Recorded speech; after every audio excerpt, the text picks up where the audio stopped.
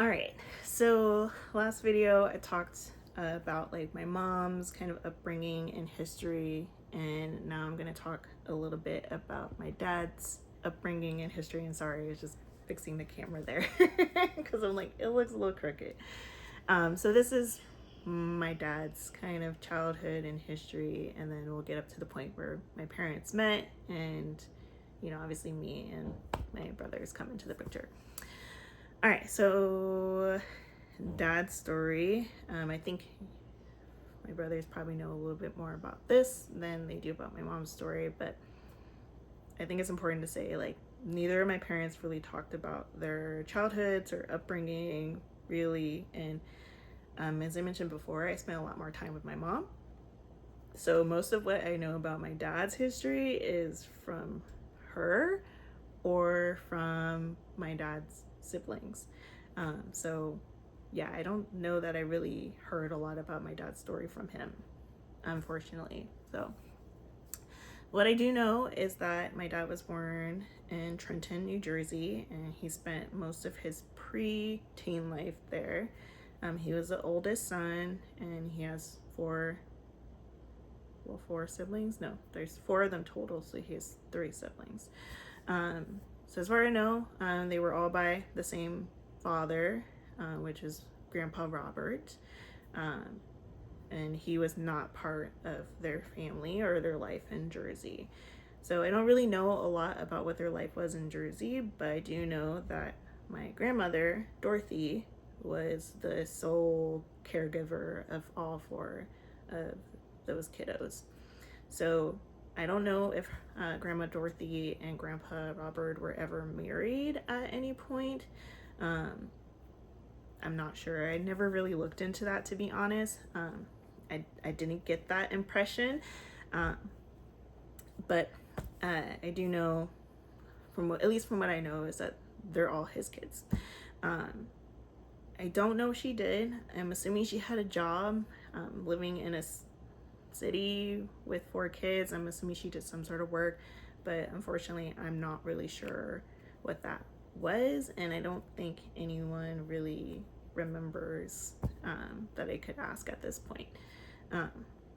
And I do know my dad was the oldest, so more than likely him and the oldest sister, like, they basically were kind of left on their own a lot.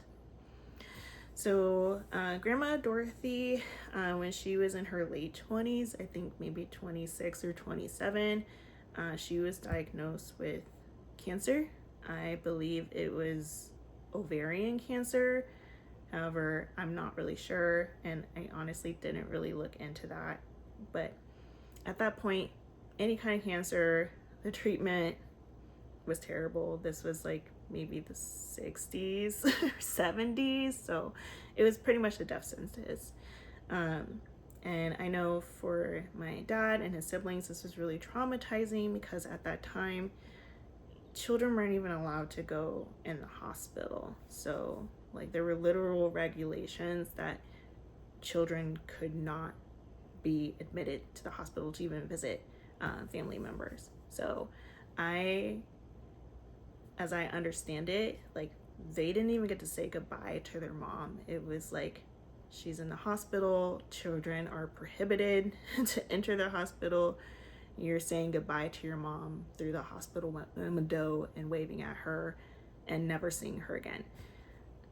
That's already traumatic enough, like, not getting to, say goodbye to your parent, basically. On top of that, I don't know that they had any connection with their dad.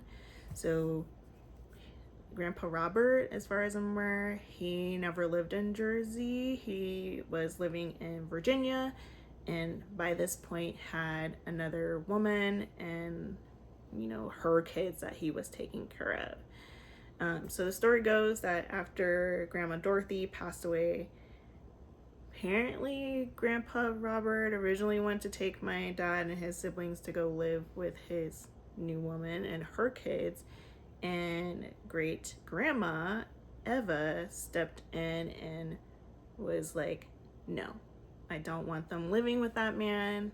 For whatever reason, I don't like him. and she took the kids in. Now, normally being raised by your grandma is supposed to be a great and loving thing. However, I think it's really important to know that Grandma Dorothy was not on speaking terms with her mom.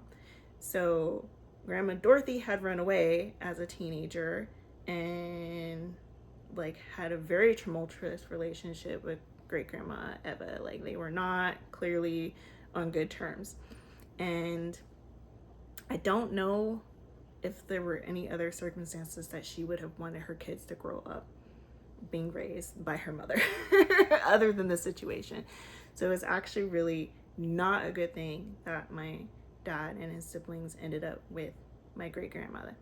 And I'll talk a little bit more about her and why that was not a good situation in a bit. So the story goes, because eventually someone got in touch with Grandpa Robert that he really wanted to take the kids and raise them. They did all end up in Virginia, and Grandpa Robert didn't live that far from where my dad and his siblings were raised, but apparently he was not welcome, and that was made very clear. So, great grandma. Great grandma, my brothers probably know and remember because we would have to have phone calls with her. There's pretty much indisputable evidence that she was a very difficult person. There's a lot of stories about her cruelty and her spite from various narrators and viewpoints that I've heard.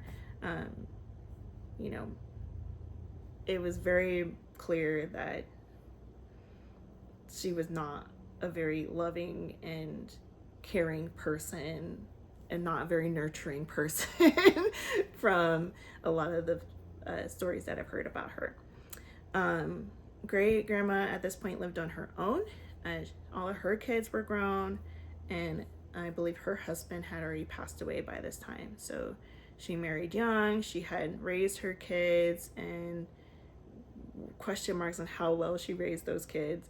And at that point, she was very much looking forward to her independence and didn't really want to be a grandma. And here she was now again with 4 very young children that she was going to have to parent. I don't think she was very happy. And on top of that, she had a very spiteful view of Grandpa Robert. Admittedly, I got the sense that Grandpa Robert was not a very healthy person and that Grandpa Robert and Grandma Nina did not have a very healthy relationship. I don't think you end up separated from anyone that, you know, there is a great relationship with.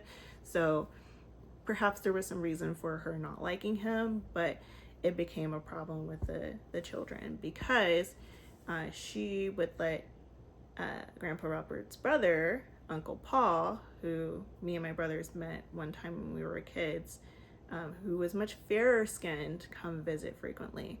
Now, Grandpa Robert was a very Black man, and I think this is important to understand just the type of environment that my dad was raised in as far as like race and skin color. So there's this undertone of like appearances are very important to my great grandma. She was very much in the church. She was very respected in her community. I don't know if she did like volunteering or stuff like gatherings at her home, but it seemed like those were things that happened.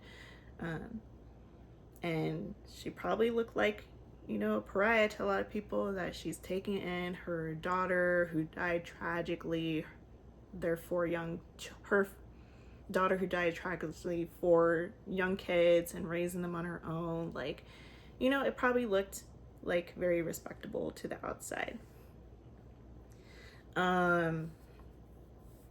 So yeah, I remember during a visit, because we did go visit, I think twice when I was a kid, sometimes in there, that like Grandma Eva was very much the church going type, I'm gonna sit in the front row. I'm catching the Holy Ghost, the whole 9 yards. And children in her household were to be well behaved and not speak unless spoken to. And I remember in church, my mom being like, trying to keep me quiet, and some glares from great grandma. Anyways, so my dad grew up in this, and my dad, like his dad and his siblings, he's Black. And I think it's important because great grandma Eva had this narrative that her mother was part Cherokee and that there was Native American blood that flowed in the family, and there was this prestige with that of being lighter skin.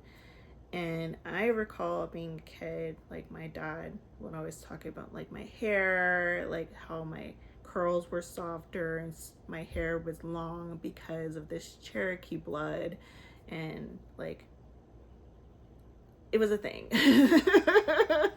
We won't get into like the racist undertones of that, but there's definitely racist undertones of that.